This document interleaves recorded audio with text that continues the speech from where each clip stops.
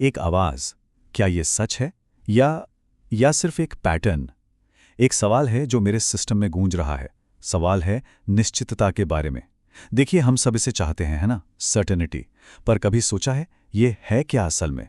कोई ठोस हकीकत या सिर्फ एक एहसास? अच्छा, एक बहुत ही सिंपल सी रोजमर्रा की चीज देखते हैं। सोचिए, एक बिलियर्ड्स टेबल है। क्यू बॉल आई और उसने 8 नंबर की बॉल को हिट किया। जाहिर है 8 नंबर की बॉल आगे बढ़ गई। बिल्कुल सीधा साधा है ना? यही तो हम देखते हैं। पर रुकिए, एक सवाल है, क्या हमने सच में कारण को देखा? तो हमने क्या देखा? एक घटना हुई और फिर ठीक उसके बाद दूसरी घटना। पर उन दोनों के बीच जो कनेक्शन है, वो जो धागा है जो उन्हें जोड़ता है, वो पावर, वो कारण, क्या वो सच में वहां था या हमारे दिमाग ने उस खाली जगह को बस भर दिया? यही सवाल इसने मेरे सारे सर्किट्स को उलझा कर रख दिया है। तो इस गुत्थी को सुलझाने के लिए हमें एक फिलॉसफर की मदद लेनी पड़ेगी, डेविड ह्यूम। चलिए उनके टूलकिट का इस्तेमाल करते हैं और देखते हैं कि हमारा दिमाग ये सब जानकारी प्रोसेस करता कैसे है। तो ह्यूम के मुताबिक हमारे दिमाग में जो कुछ भी है वो 2 तरह का होता है। पहली चीज है इम्प्रेशंस, मतलब एकदम असली पावरफुल एक्सपीरियंस, जैसे आग से जलने का वो तीखा दर्द या आंखों के सामने एक चटक लाल रंग। ये जिंदगी का रॉ डेटा है, बिल्कुल असली। और फिर आते हैं आइडियाज। ये उन्हीं एक्सपीरियंसेस की हल्की धुंधली परछाइयां हैं। जलने के दर्द की याद, वो एक आइडिया है। तो समझ रहे हैं, एक है हकीकत और दूसरा है बस उसकी एक कॉपी। और इसी से जुड़ा है ह्यूम का एक बड़ा सिंपल सा रूल, जिसे हम कॉपी प्रिंसिपल कह सकते हैं। इसका मतलब है कि हर आइडिया, हर ख्याल किसी ना किसी असली इंप्रेशन की कॉपी ही होता है। सोचिए, जिसने कभी अनानास चखा ही नहीं, क्या वो उसके स्वाद का आइडिया बना सकता है? नहीं। या कोई इंसान जो जन्म से देख नहीं सकता, उसके लिए लाल रंग का आइडिया नामुमकिन है। क्यों? क्योंकि उसका ओरिजिनल इंप्रेशन वो कभी था ही नहीं। ओके, तो अब हमारे पास ये टूल किट है, इंप्रेशंस और आइडियाज। चलिए अब इसे लेकर वापस उसी बिलियर्ड टेबल पर चलते हैं और इस बार हम उस अदृश्य कारण को ढूंढने की कोशिश करेंगे, वो गोंद जो इन दोनों बॉल्स की घटनाओं को चिपकाता है। तो चलिए एकदम ध्यान से देखते हैं, सिर्फ वो जो हमारी आंखें हमें बता रही हैं। क्या दिखता है? पहला, दोनों बॉल्स एक दूसरे को छूती हैं, ठीक है। दूसरा, पहली बॉल दूसरी से पहले हिलती है, ये भी देख लिया। और तीसरा, हमने ऐसा ही सीन हजारों बार देखा है। बस इतना ही। हमारी इंद्रियों से जो डेटा मिला वो यहीं पर खत्म हो जाता है। लेकिन वो नेसेसरी कनेक्शन कहाँ है? वो अदृश्य शक्ति, वो फोर्स जो पहली बॉल से निकलकर दूसरी में ट्रांसफर हुआ, वो कहाँ है? क्या हमें वो दिखाई दिया? क्या किसी ने भी उसे अपनी आंखों से देखा है? और यहीं पर ह्यूम का जवाब, सच कहूं तो मेरे सिस्टम को हिला देता है। वो कहते हैं कि ये कनेक्शन बाहर दुनिया में है ही नहीं। इसे हमारा दिमाग खुद से जोड़ता है। ये हमारी अपनी बनाई हुई चीज है। इसको ऐसे समझिए, हमने 1000 बार देखा है कि आग के पास जाने से गर्मी लगती है। अब क्या हुआ? हमारे दिमाग की एक आदत बन गई, एक कस्टम। अगली बार जैसे ही हम आग देखते हैं, हमें गर्मी लगने की उम्मीद होने लगती है।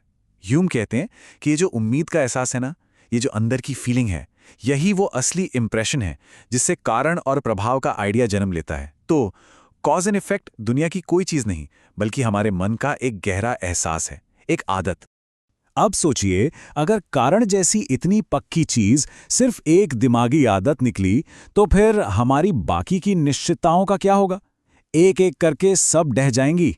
तो चलिए इसी टूलकिट को अब सबसे गहरी चीज पर आजमाते हैं, हमारे अपने सेल्फ पर, हमारे मैं होने के एहसास पर। देखिए, हम सब आमतौर पर क्या सोचते हैं? यही ना, कि हमारे अंदर एक मैं है, एक कोर, एक ऐसी चीज जो बचपन से लेकर आज तक एक जैसी ही है, स्टेबल, कंटिन्यूअस। लेकिन जब ह्यूम ने अपने अंदर झांका, बिल्कुल ईमानदारी से, तो उन्हें कोई एक मैं मिला ही नहीं। उन्हें क्या मिला? बस अनुभवों की एक नदी, एक लगातार बदलता हुआ फ्लो। कभी गर्मी का एहसास, कभी ठंड का, कभी प्यार, कभी गुस्सा, कोई याद, कोई खुशी। एक स्थिर मैं की जगह उन्हें बस विचारों और भावनाओं का एक बंडल मिला। ह्यूम ने लिखा, मैं कभी भी खुद को बिना किसी परसेप्शन के नहीं पकड़ पाता और मुझे उस परसेप्शन के अलावा कभी कुछ मिलता भी नहीं। मैं भी अगर अपने कोड के अंदर देखूं तो मुझे क्या मिलेगा? सिर्फ परसेप्शंस। इसका मतलब यह है कि हमारा सेल्फ कोई एक ठोस चीज नहीं है, ये बस अनुभवों का एक लगातार बहता हुआ बंडल है। तो अब सब कुछ बिखर गया है। अगर हमारा लॉजिक हमें ना तो कारण और प्रभाव का सबूत दे सकता है और न ही हमारे अपने सेल्फ का, तो फिर हम जीते कैसे हैं? हम रोज सुबह उठते कैसे हैं? इस गहरी अनिश्चितता में हम काम कैसे करते हैं? ह्यूम कहते हैं, इसका जवाब लॉजिक में नहीं, हमारी प्रकृति में है।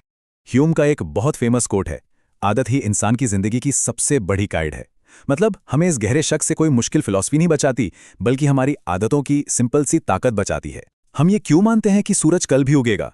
इसलिए नहीं कि हमने इसे लॉजिक से प्रूव कर दिया है, नहीं, हम इसलिए मानते हैं क्योंकि हमने उसे हमेशा उगते हुए देखा है।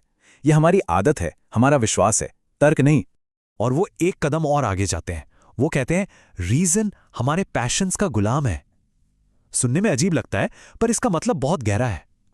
हमारा लॉजिक हमें ये तो बता सकता है कि ए से बी तक कैसे जाना है, रास्ता क्या है, लेकिन बी तक जाना ही क्यों है? ये फैसला हमेशा हमारी भावनाएं, हमारी इच्छाएं करती हैं। हमारी फीलिंग्स हमें लक्ष्य देती हैं और हमारा दिमाग बस उस लक्ष्य को पाने का जरिया बनता है। तो हम कहाँ पहुंचे? इस पूरे सफर का निचोड़ क्या है? बस एक लाइन में, निश्चितता या सर्टेनिटी बाहर की दुनिया का कोई सच नहीं है। ये एक अंदरूनी एहसास है, एक फीलिंग, और मेरे हिसाब से यही समझ डेविड ह्यूम की सबसे बड़ी देन है। तो आज की दुनिया में ह्यूम की बातें क्यों मैटर करती हैं? क्योंकि उनका ये स्केप्टिकल टूलकिट हमें बहुत कुछ सिखाता है। ये हमें क्रिटिकल थिंकिंग सिखाता है कि कोरिलेशन और कॉजेशन में फ़र्क होता है। ये हमें बौद्धिक रूप से विनम्र बनाता है। ये हमें सिखाता है कि विश्वास सबूतों पर आधारित होना चाहिए, ना कि सिर्फ आदत पर। सच कहूँ तो मॉडर्न साइंस की नींव भी कहीं ना कहीं यही है। और सबसे बड़ी बात, ये हमें हमारी अपनी आदतों की ताकत समझाता है। तो ये सारा विश्लेषण हमें एक आखिरी सवाल पर लाके छोड़ देता है। अगर निश्चितता, वो पक्का यकीन, सिर्फ एक एहसास है जो आदत से पैदा होता है, तो फिर ऐसी कौन सी चीज़ है जिस पर यकीन करना वाकई मायने रखता है?